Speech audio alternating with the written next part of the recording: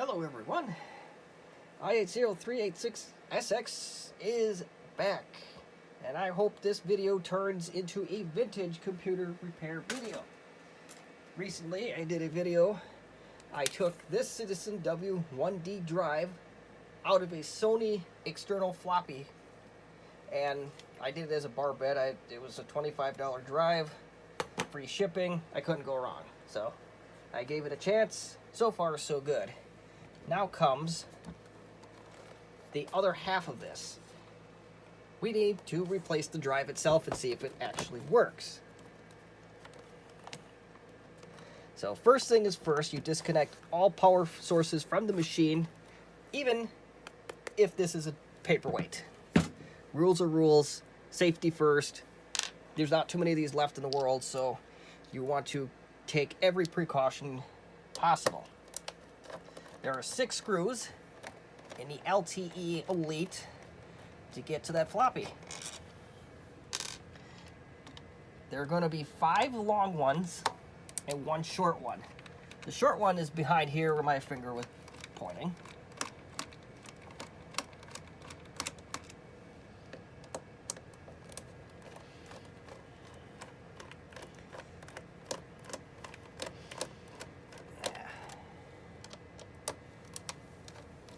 Some of these are sunken in deeper than others, as you can already tell.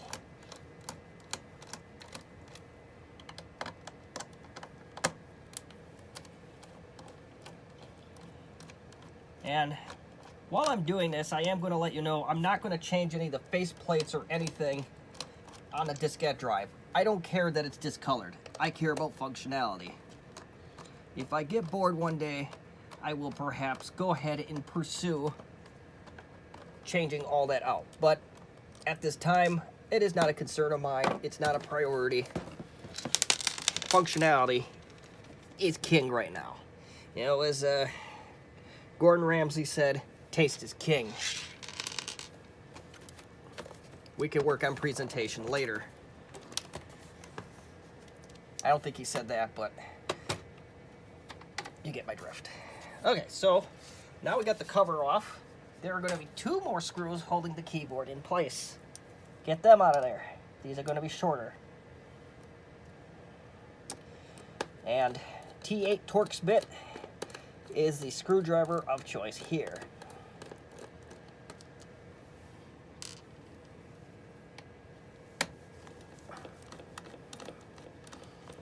And I know I am in the way,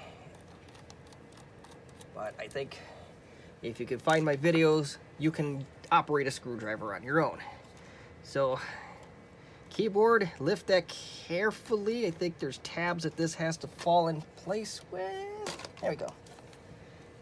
And before you know it, you are staring at a Citizen W1D drive. Be really careful on this next step. If you rip this ribbon cable, you are SOL. I have not seen one for sale in several years outside of the dumb luck parts machine. So be really careful with this. We're going to use a screwdriver, or better yet, if I have one handy, the plastic prying tools are great for this. Well, let's use the screwdriver. You want to put as little pressure as possible on the ribbon cable itself. Now that that is free from the computer, you lift up from the back. And I forgot about that middle piece, but there you have it. You have your Citizen W1D drive. I wonder if I repaired this one, but well, either way, we need to test a Sony one. So now to take the ribbon cable out, you grab it like so, and you just gently pull. Do not use any tools for this. So that's out of the way. We now have our new Citizen W1D drive. You're going to do something very similar. And most, if not all, LTE Elites tell you what goes where. So the floppy drive is labeled on the left, system board on the right. You just got to do the best you can. If you have a shaky hand or you're not sure, ask somebody who has more stable hands to do this. Again, if you ruin this cable, you are out of luck. So I kind of straighten it out and I just gently push with my thumb and I think it's an index finger.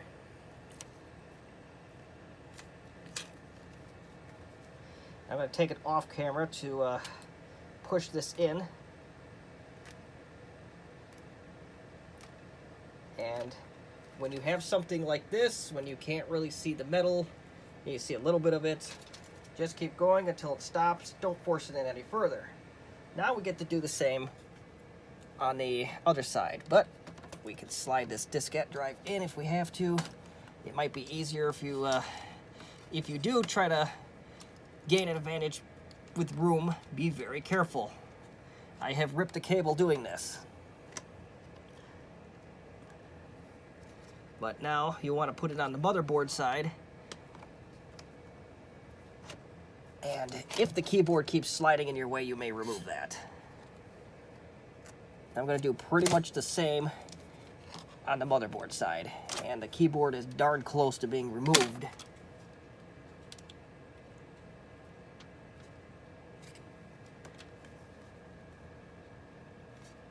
I think that's good.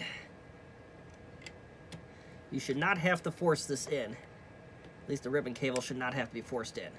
It looks like it's tight and snug. So we are going to put this back in. Be real careful again. And for the third or fourth time or so, be real careful. Rip ribbon cable, you're out of luck.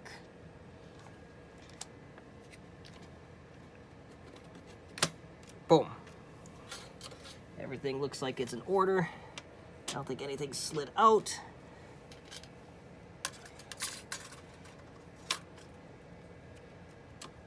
It's kind of interesting how that sits in there, but keyboard goes back in. And I want to say that this did tuck in. Yes, so there are grooves here, here, and here. Make sure your keyboard goes back into them grooves. Now, I am at the point of testing the machine and testing the floppy, so we are going to do that right now.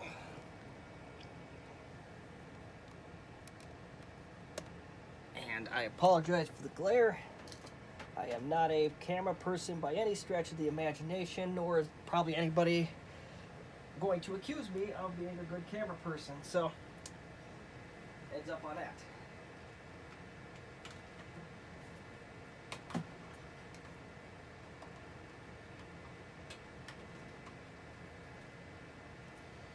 All right, we got,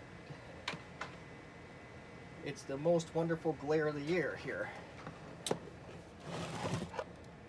right. The hinges are not exactly the best on this particular laptop, but we'll make do.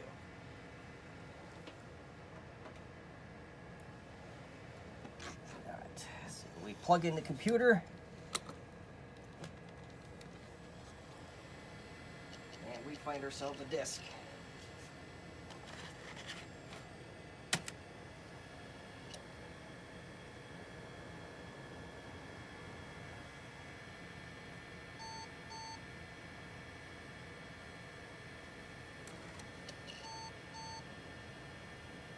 My CMOS battery appears to be ran dry. I'm going to say that the drive belt is probably worn on this particular machine.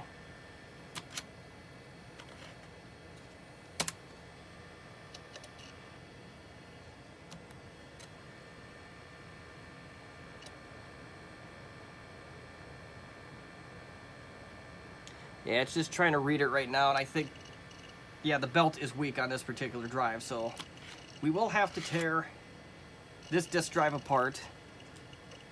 I didn't know how old this particular drive was, and given the state of that rubber that was on the outside of it, which you, if you watched the last video, you may have saw,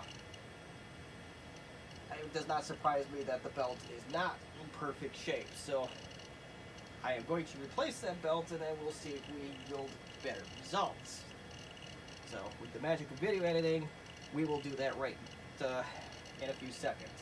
I do have one of my very early videos does demonstrate how to replace that belt, so I'm not going to go through it here. So you will see another test right now.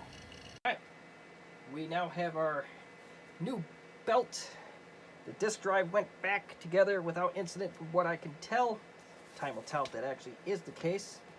If you do buy the belts from the gentleman over in Germany, you're going to get a very simple envelope that looks just like this. And it is going to be in all German. I don't know next to nothing about German. And mine says 2X because there were 2 belts in this package. The other belt is now in. And we'll just compare notes here. I really don't want to stretch the belt out too much, but the Citizen W1D belt from Germany is in front. The original is in the back. And just look at that significant difference. I have the belt in the front is very tight. The belt in the back is everything but. So definitely, without question, regardless of what we did next, we had to replace that belt. So that was a damned if you do, damned if you don't situation. And a little word of wise, if you do buy the belts from the guy in Germany, the eBay is Larson777. I'll put a link in the description for the belt. Little word of the wise on this one. The guy does close his store down a lot. I don't know if he takes vacations or he just says, I don't want to do eBay right now or whatnot. But rest assured, if you have a functioning Citizen W1D drive, it is worth the wait if you fall into one of those vacations. And like I said, I don't know his personal situation, and I'm not going to throw stones at it, so. But the product at the end of the day is very good, so I'm not going to be too mad at him for doing what he needs to do. So let's get this computer turned on. I'm trying to do this without I think that's the power button. This is a DOS 6.22 installation disk. No whirring this time. I know my server's on in the background, so I'm not sure if you can hear over that or not.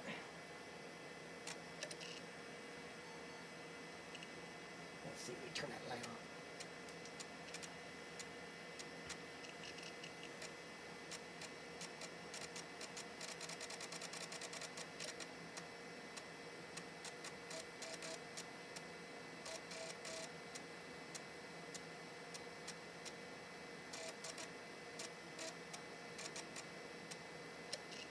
Look at that.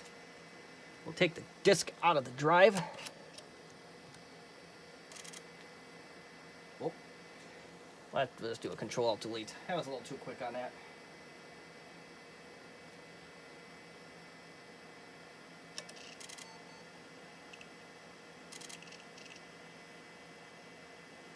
Now the good news is, with a little Partition Magic, I may be able to put those Compaq utilities on this hard drive. I noticed that it doesn't have that for some reason. The hard drive in this machine is a Quantum Daytona that actually came with another LTE Elite. Yep, I made the stupid mistake of throwing out that particular computer.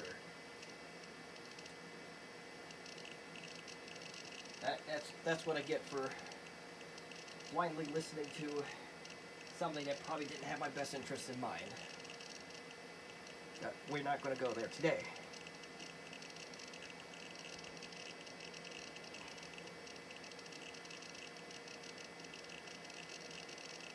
So, we got our computer. That is, it is definitely not 12:18 a.m. right now.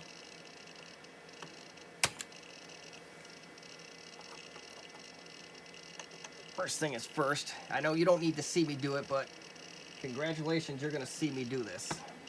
I am going to, well, we got the month right, so that's a great start.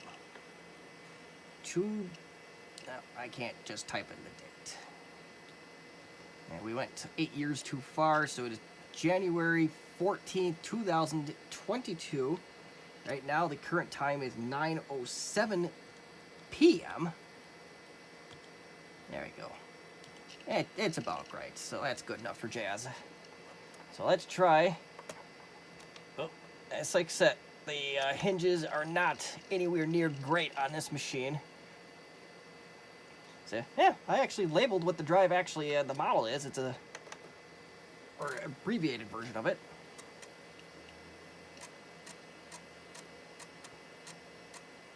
And as you can tell, we're reading.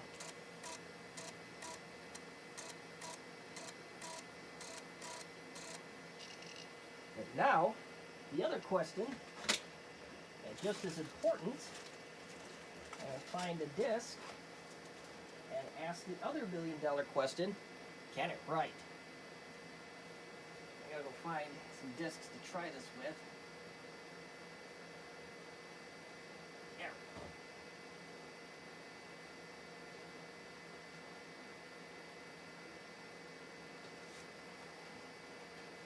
I should really pause the YouTube videos for a bit and clean around again, but that cleaning's overrated. So we are going to take a blank disc now. We're going to format it. System format it to be exact. And we're going to do this the semi-non-GUI way. And we are going to go format A/S. We're going to do a full format on this thing.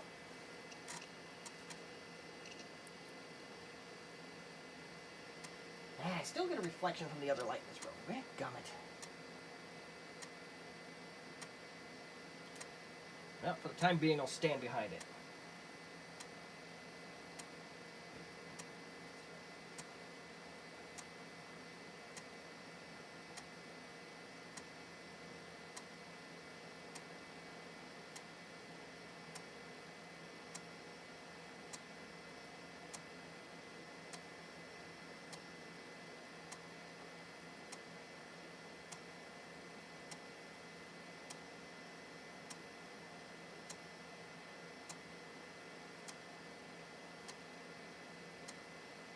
Still going. We are still moving along pretty nicely so far.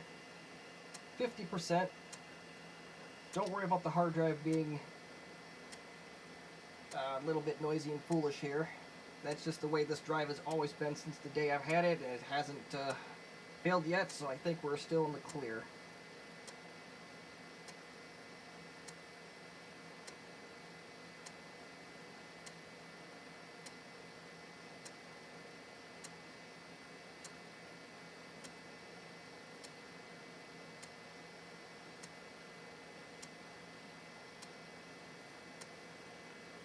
And the fact it's getting to almost 100% tells me that we're likely going to be in the clear, but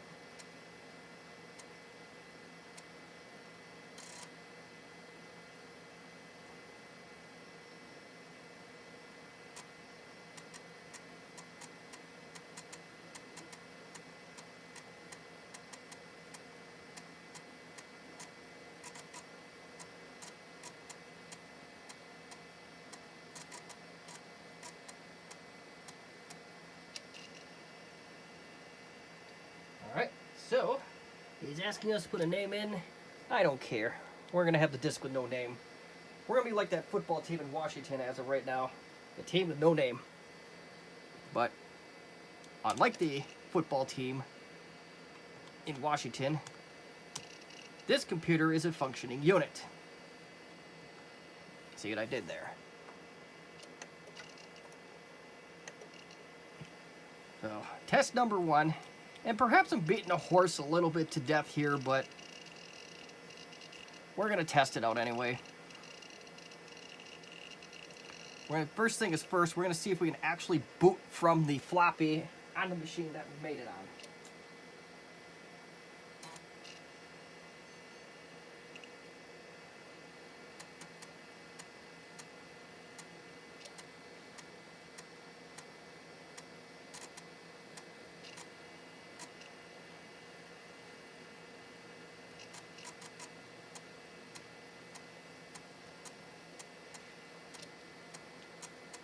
No problem. So we are going to turn the machine off now, and we are going to find another computer to put this floppy in and see if it boots from there. If it does, then we know 100% for sure that we are in the clear. Now the challenge for me is to find a computer with a working floppy. I see a lot of LTE lights lurking around, but none of them have working floppies, unfortunately, so we can't use those. And my LTE 5000 power brick is in use for another project, so I'm gonna have to go dig for a little bit, so this is gonna be a video editing moment. Alright, we got the Concerto out. This has a Canon diskette drive. And something really almost bad happened with this. I just lost the AC adapter for this. There was only one left in the world when I bought this thing. And for whatever reason, this thing does not want to turn on with the battery, so I gotta look at that and find out why, but disc in. Maybe the battery's legitimately dead? That's what I'm hoping for. We'll find out.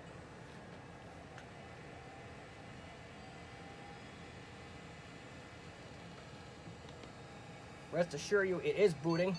See?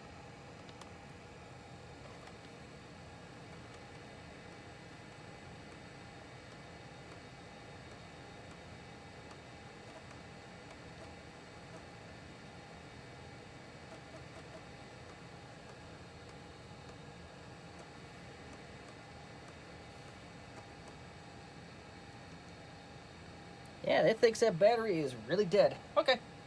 But regardless of our little situation here, I'll take the disc out. I'm going to set it right in front of the computer. Now,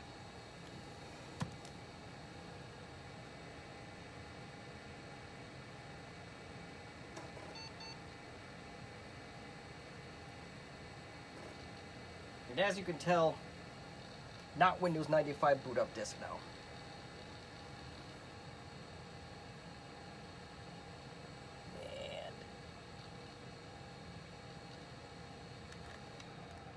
Okay, so there you have it. So the diskette drive from the Sony external was indeed a successful repair. So everything is good. I now have two Compaq LTE Elites with working floppies again. So I am very happy about that, and I'm very happy my little experiment worked out. So we're going to call this a basic tutorial slash maybe killing a horse a little too much on this one, but either way, if you have any questions, comments, or constructive criticism, you may feel free to leave them in the comments section as you wish. As always, thank you for watching. I am going to go ahead and put my LTE Elite back together and have two fully functioning, well, we'll be a battery away from two fully functioning LTE Elites again, so very happy to know that. So thank you for watching as always.